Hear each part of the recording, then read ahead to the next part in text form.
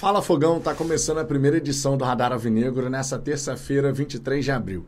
Estamos aqui novamente para a gente poder repercutir a participação de John Textor na CPI da manipulação de resultados. Ontem ele esteve lá em Brasília falando com os senadores, deu várias declarações e eu quero destacar algumas questões que foram levantadas aqui. Não pelo Textor, porque aquilo que ele vem alegando a gente já tem conhecimento, mas sim sobre o que alguns senadores falaram depois de receberem o material que John Textor apresentou. Além disso, Fogão, quero falar da preparação para essa partida diante da equipe do Universitário pela Copa Libertadores, jogo fundamental para as nossas pretensões. 2 jogadores do Sub-20 foram integrados ao elenco profissional e, além disso, o Cuiabano também já fez a sua primeira atividade com o grupo. Os atletas que jogaram contra o Juventude fizeram aquela atividade de recuperação nessa segunda-feira, visando o confronto pela competição continental. Vamos trocar uma ideia sobre tudo isso, só que antes de mais nada, eu te convido por gentileza a deixar o seu like, se inscrever aqui no canal. Nós ultrapassamos os 45.200, agora vamos em busca dos 45.300, 400 e até dia 10 de maio os 46 mil serão uma realidade, mais um passo sendo dado em busca dos 50 mil inscritos aqui no Fala Fogão. Com a ajuda de vocês, chegaremos lá com toda certeza. Sempre destacando a programação do dia, além desse Radar Alvinegro, teremos aquele Fala Fogão Shorts por volta de 11h30 da manhã, a partir de 1h05 da tarde, tradicional live da hora do almoço, depois às 18h, 18h30, mais um vídeo, o Radar Alvinegro, segunda edição, e às 10h05 da noite, nossa resenha noturna, eu e Ricardo Azambuja estaremos juntos aqui para poder trocar aquela ideia com a galera e acompanhar também, a partir das 11 da noite, o confronto entre Júnior Barranquilla e LDU. Vai ser um dia completaço aqui, tudo sobre o Botafogo, então inscreva-se, dê essa moral, porque fortalece demais.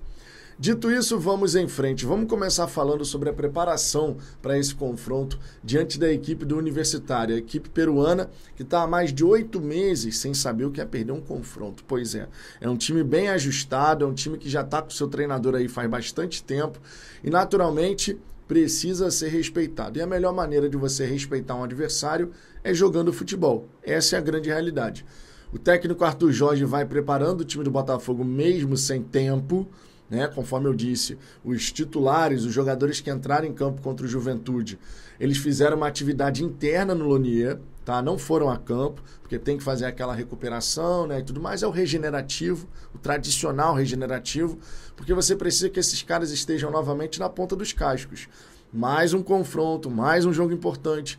E no fim de semana ainda tem clássico, Domingo, 11 da manhã, você sabe, Flamengo e Botafogo no Maracanã. Então é uma semana fundamental, onde a gente pode ter um desenvolvimento do time do Botafogo e uma evolução sendo testada de uma forma muito mais incisiva do que foi contra Atlético Goianiense e Juventude, que são duas equipes mais frágeis e que provavelmente no Campeonato Brasileiro vão disputar contra o rebaixamento. Na Copa Libertadores, o Botafogo precisa estar atento hoje ao confronto entre Júnior e LDU, para depois fazer a sua parte, conquistar seus primeiros 3 pontos e seguir na luta para poder avançar às oitavas de final da competição continental. Vale destacar que, em relação à equipe que começou o confronto contra o Juventude, é possível que a gente tenha mudanças. De repente, um Jefinho saindo, seria até de bom tom o Jefinho sair, coloca ali o Luiz Henrique, talvez. Mantém o Savarino como segundo atacante, tá? Para mim, teria que ser assim. Savarino, segundo atacante. Eu entendo que ali é o lugar ideal para o Savarino poder, de fato, aparecer. Ele circulou bastante pelo campo de jogo no confronto contra o Juventude, apareceu para dar opção do lado esquerdo, do lado direito, por dentro, e eu entendo que ali é o melhor lugar para ele. Então, assim, vamos ver o que o Arthur Jorge vai fazer, mas eu, particularmente falando, iria com a seguinte equipe para esse confronto contra o Universitário e quero saber a sua visão sobre isso também, então deixe seu comentário aqui embaixo.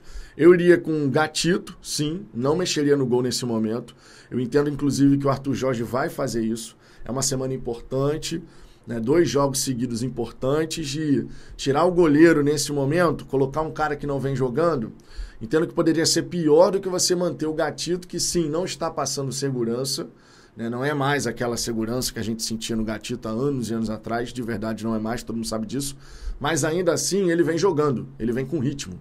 E eu não colocaria goleiro sem ritmo nesse momento, de verdade. Então você pode ter Gatito, Damian Soares, Lucas Halter e o Bastos, que estão se entendendo nesses 2 jogos que fizeram juntos, conseguiram se entender. Na esquerda, o Hugo, né, que é a única alternativa que a gente tem por ali. O Cuiabano, vale lembrar, ele não pode jogar na Copa Libertadores, só o Botafogo passando para as oitavas de final. Inclusive, ele pode fazer a sua estreia no domingo contra o Flamengo, caso seja regularizado até lá, o que acredito vai acontecer, porque não tem muito mistério, né, essa troca de documentações e tudo mais. Aí você no meio de campo, eu colocaria Danilo e Marlon, a dupla que foi contra o Juventude, muito embora Gregory e Tietê contra o Atlético Goianiense tenham ido muito bem, tá?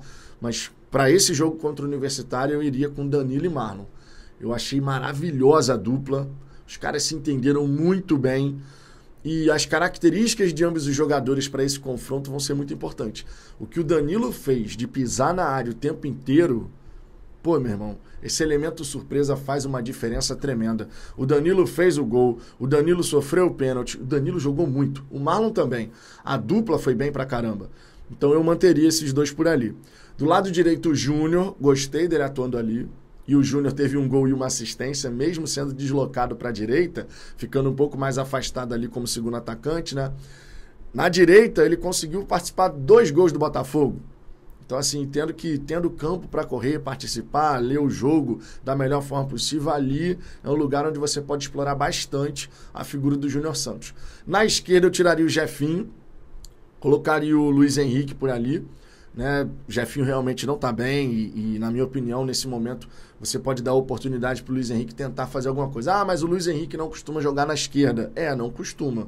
Mas é aquilo, futebol tem dessas. Às vezes você vai ter a oportunidade no lado oposto e talento ele tem. Sendo assim, por que não arriscar alguma coisa diferente? Coloca o Luiz Henrique ali e vê o que vai dar. De repente ele vai bem pra caramba, de repente ele se encontra ali, consegue jogar muito bem e ganha confiança. É uma possibilidade. Lá na frente, Tiquinho Soares e Savarino. Tendo que 2 modificações, portanto, na equipe, né? Ponta esquerda e lateral direito. Eu colocaria esse time para jogar contra o Universitário. Contra o Flamengo a gente pensa mais adiante, porque a gente vai ter tempo, no fim das contas, para poder falar sobre isso depois. Um jogo de cada vez, não é verdade? Mas coloca aí nos comentários qual que seria o seu time para enfrentar o Universitário nessa quarta-feira, às 7 horas da noite, no estádio Newton Santos. Agora, Fogão, falando sobre CPI da manipulação, sim, vamos abordar aqui, sempre trazendo as últimas atualizações. Ontem o John Textor esteve em Brasília, participando da oitiva lá com os senadores. Ele falou várias questões que a gente já tem conhecimento, porque ele vem falando sobre isso há mais tempo. Mas o mais importante e interessante aqui é destacar declarações dos senadores. E tivemos algumas declarações interessantes. Por exemplo, depois da reunião secreta, né? Porque primeiro tem aquela oitiva pública, depois tem o encontro secreto, onde documentações são apresentadas, outras questões são colocadas, nomes são falados e tudo mais. E aí o Cajuru, senador Cajuru, que é quem está presidindo a CPI, ele deu a seguinte declaração. Uma das, né? Vou destacar 2 aqui. Apenas dizer aos jogadores, técnicos, dirigentes, árbitros, enfim, todos os envolvidos que podem ser amanhã investigados ou condenados, que prestem bem atenção nessas 2 palavras, inteligência artificial. E quero dizer que termos indícios não significa que nós não poderemos ter provas. É importante deixar isso bem claro. Além disso, o Cajuru também deu a seguinte declaração aqui, e esse é um ponto importante para a gente trazer, deixa eu colocar aqui, porque depois de toda essa documentação apresentada, a investigação ela vai adiante, né, ela vai acontecer, e o senador Cajuru disse o seguinte: tivemos conhecimento de diversos indícios, não queremos falar ainda em provas, indícios importantíssimos. Não participamos de mais de 1 hora sem conteúdo, pelo contrário, teve conteúdo. Só temos a agradecer a toda a equipe, com gente qualificada, sem fazer acusações, apresentando tudo, com detalhes, com riqueza, mas que consideramos como indícios. Não se tratou apenas do CEO do Botafogo vir aqui só trazer fatos ou indícios envolvendo o seu clube. Ele falou de outros jogos, mostrou outras imagens. Temos indícios suficientes para investigarmos profundamente e independentemente e chegarmos à conclusão de quem mais queremos nas próximas reuniões.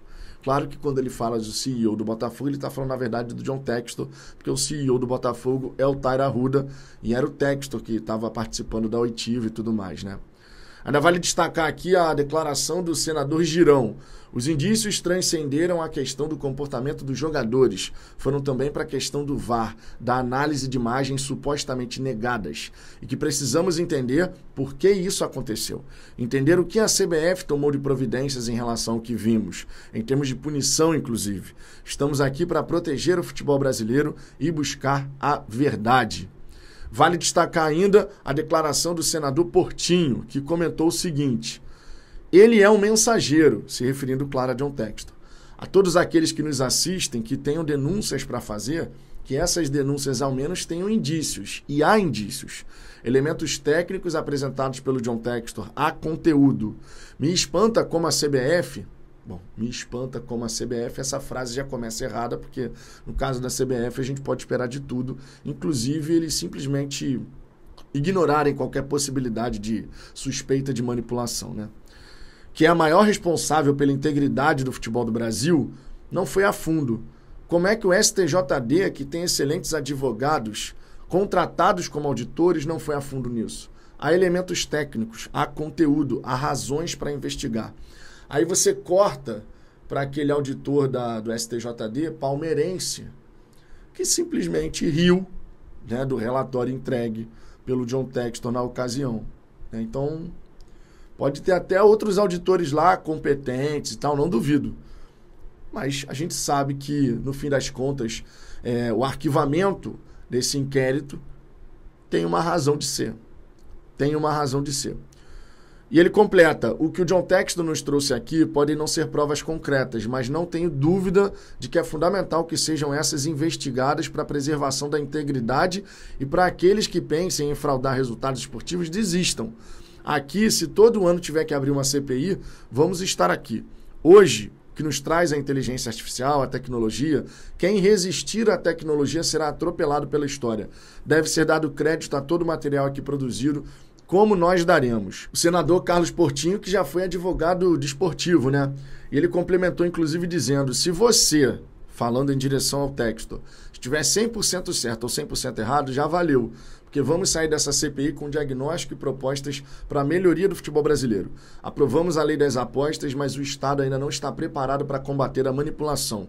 O que vocês nos traz é, no mínimo, um alerta, uma advertência de que o governo, a Polícia Federal, o MP e as confederações precisam se preparar rápido, porque há casos de má interpretação da regra do jogo, há casos de edição do VAR, do que é passado na TV, e há casos de comportamento de atletas que eu, sozinho, considero um indício. E aí, Fogão, olha só como é que são as coisas, né?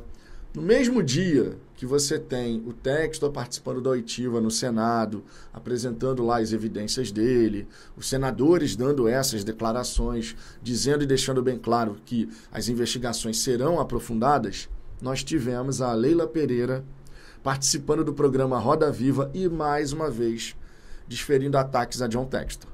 Eu não sei se você já reparou, mas a Leila Pereira, ela está tendo a mesma atitude de adversários políticos que tentam ridicularizar o seu oponente, parte para a ofensa, dá umas declarações meio estapafúrdias, joga para a galera, né, para que os seus apoiadores comprem o discurso. A Leila Pereira está fazendo tudo igualzinho, com um único objetivo e propósito claro de descredibilizar John Textor.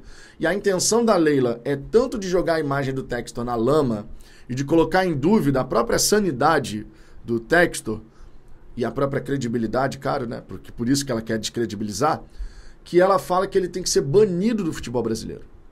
Mesmo com essas declarações agora, ela não vai mudar o discurso? Mesmo com os senadores dizendo que há indícios importantíssimos, suficientes, para se aprofundar uma investigação, a Leila vai seguir com esse discurso? Pois é, né? A intenção da Leila, eu não sei. O que eu sei é que ela quer se candidatar a presidente da CBF. E, irmão, tu já imaginou a Leila Pereira presidente da CBF? Que inferno que vai ser, né? Que inferno que vai ser. Ela chamou o John Textor de idiota, de louco, e eu vou trazer aqui a declaração da presidente do Palmeiras. Palmeiras que merece, enquanto instituição, todo o respeito, mas a Leila Pereira, que falou que não ia mais falar sobre o John Textor, ela simplesmente perdeu a mão, ou não, né? Na verdade, acredito muito mais nisso. A Leila Pereira está fazendo tudo, dando o devido ponto, né, em cada nozinho ali. A verdade é essa. Ela disse o seguinte: na justiça, com relação ao Palmeiras, já entramos com uma ação civil contra ele e pedido de abertura de inquérito policial para se apurar essas denúncias que ele está fazendo. Que ele continua falando e não prova absolutamente nada. Acho isso uma aberração, uma vergonha. Muitas pessoas ficam pensando, por que ele está fazendo isso?